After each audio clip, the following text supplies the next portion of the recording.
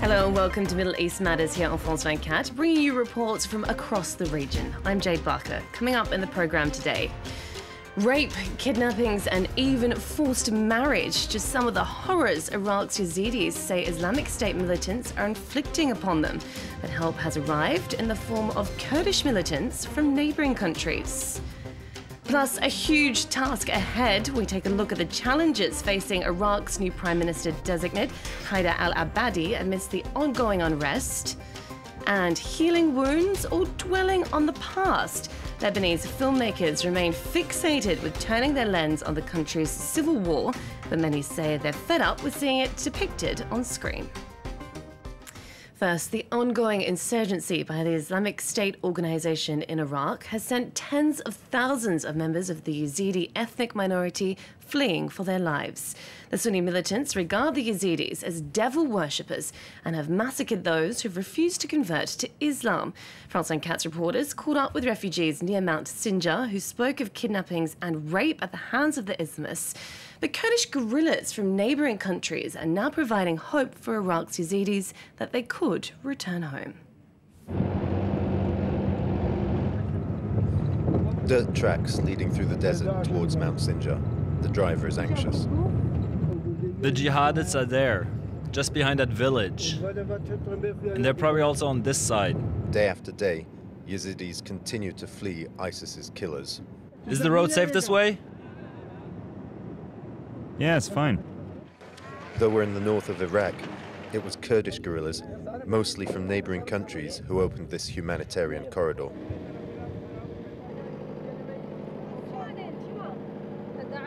They want to rape us. They kidnap the girls and the women, and they kill the men. So we decided to flee. They even kill the children. Everyone has left. They torture people. Thankfully, our comrades came to save us.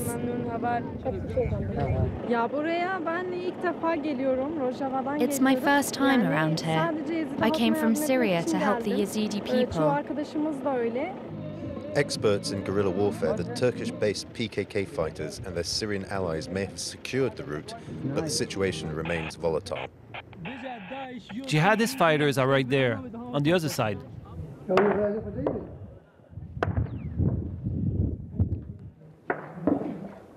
Do not stay in groups. Understood.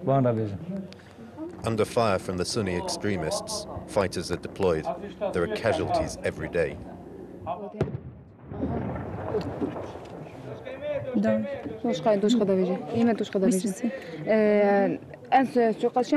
Our fighters are shooting at them with heavy weapons. The jihadists have snipers from abroad. There are Turks and even Kurds among them.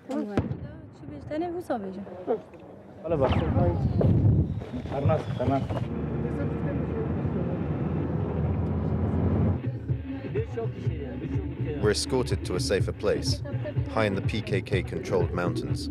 Strewn along the roadside is the evidence of a desperate exodus. Some find relatives they thought they would never see again. At the peak of the range, Yazidi combatants protect the few remaining families. I decided to stay here and fight this war with my husband and the only daughter I have left. I had 2 daughters and 2 boys. They destroyed my family. In the plains south of the mountain, thousands of civilians are still in peril. Some villages have been surrounded by fighters from the Islamic State organization. People were taken hostage and they're threatening to kill them if they don't convert to Islam. On Friday, ISIS killed at least 80 people in villages near Sinjar, taking hundreds of women and children to Mosul, their bastion in Iraq. Well, amidst this unrest, Iraq's new Prime Minister-designate, Haider al-Abadi, faces a huge task. Chosen by the country's president to replace Nouri al-Maliki, he needs to overcome the Islamic State organization's insurgency, patch up ties with Iraq's other religious and ethnic groups, and forge a more just and less corrupt society for his citizens. Luke Brown explains. Surrounded by lawmakers from his own Dawa party, but increasingly isolated. Iraq's Prime Minister stepping aside after 8 years in power, that after having lost the backing of his political party, as well as the support of foreign allies, the US and Iran. Nouri al-Maliki's successor is standing next to him. Haider al-Abadi has until mid-September to form a government. For now, he has the backing of Iraq's highest Shia religious authority. We call on all the political groups in Parliament to cooperate with the Prime Minister to form an efficient and strong government which has a clear program to solve past mistakes and give rights to all the Iraqi people. That call for cooperation, a thinly veiled reference to Abadi's predecessor. Nouri al-Maliki stood increasingly accused of ruling along sectarian lines, fueling Iraq's historic religious differences. And while Abadi is tasked with mending Maliki's failures, the two men do have much in common. Both drawn from the same Shia political party, both lived in exile during Saddam Hussein's reign.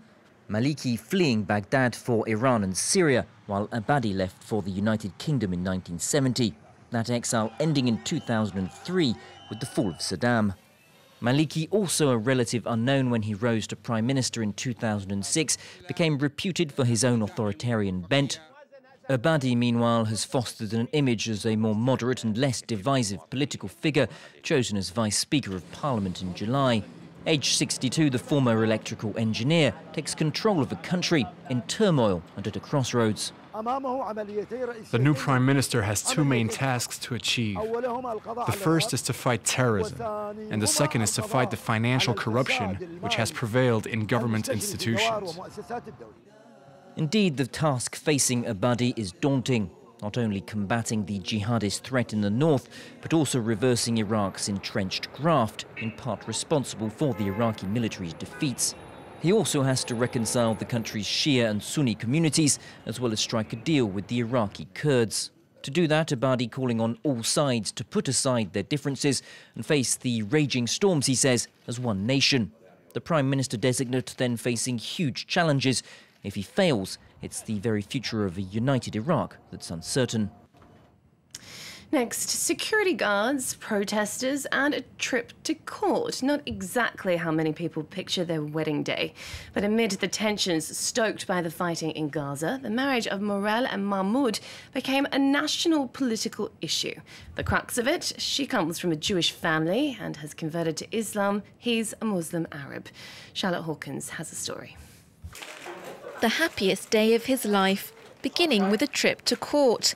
Mahmoud Mansour went to ask for a ban on demonstrations against his wedding. He was turned down.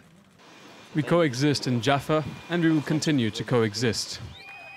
A swarm of cameras greeted the couple, Mahmoud and Morel, Jaffa's very own Romeo and Juliet. Him Muslim, her born Jewish, but a convert to Islam. Laughter and singing masked the tension behind the wedding. The bride's Jewish father refused to attend. Her Muslim in-laws said they understood. Everyone can do what they want. The couple's children will be Muslim according to our religious tradition. Outside the gates, police and bodyguards kept a watchful eye on the celebrations. Protesters weren't far away. Kept 200 meters from the house, an Israeli far-right group chanted racist slogans, denouncing intermarriage and the assimilation of Jews. This marriage hurts Jews spiritually. It's almost like a physical injury as they're trying to weaken our country. Countering the protest, a few dozen others turned out in support of the couple. This is the country of Israel. Yes, it's a Jewish state, but it's also a democratic state. People cannot live their lives according to what anybody else tells them. They have every right to do whatever they want. In the evening, police arrested 4 protesters. Israeli Arabs make up some 20% of the population, but interfaith marriages remain taboo, compelling many couples to marry abroad. Lebanon's civil war ended a quarter of a century ago, but many of its filmmakers remain fixated on this dark period in the country's history, seeing their movies as a kind of catharsis to help heal the collective trauma. That obsession contrasts the attitude of many Lebanese who don't want to dwell on the past, as Nicholas Rushworth explains. The scars from Lebanon's civil war run deeper than the traces of shelling on these Beirut buildings. Lebanese film directors want to deal with the issues of that time. After his film Under the Bombs in 2007, the Franco-Lebanese director Philippe Ag-Tangi has made the film Mirath. In English, that translates as heritage. It focuses on his childhood memories of the Civil War. طول عمري مهووس بالتصوير، بصور كل تفاصيل حياتي، بصور عائلتي، ولادي الثلاثة، مرتي. القصة قصة بي لبناني، أهم شيء بحياته وعائلته. Using cinema to talk about the war from time to time is a form of catharsis. We need to look at the past so that we don't make the same mistakes twice. Lebanon's multi-sectarian conflict lasted 15 years and left 150,000 people dead. Thousands of others disappeared. Tens of thousands remain displaced. Almost 25 years on, such films give young Lebanese an insight into their country's past, but they are not to everyone's taste. Lebanese films are beautiful. It's our language, our culture. But it's always the same thing: religion, politics, war. People are getting bored with these subjects. Violence in recent years, a spillover from the war in neighboring Syria, is a reminder that the threat of renewed sectarian conflict is never far away in Lebanon. Last year, a film came out while fighting was going on in Tripoli and Sidon, and while there were explosions in southern suburbs. The timing was not well chosen.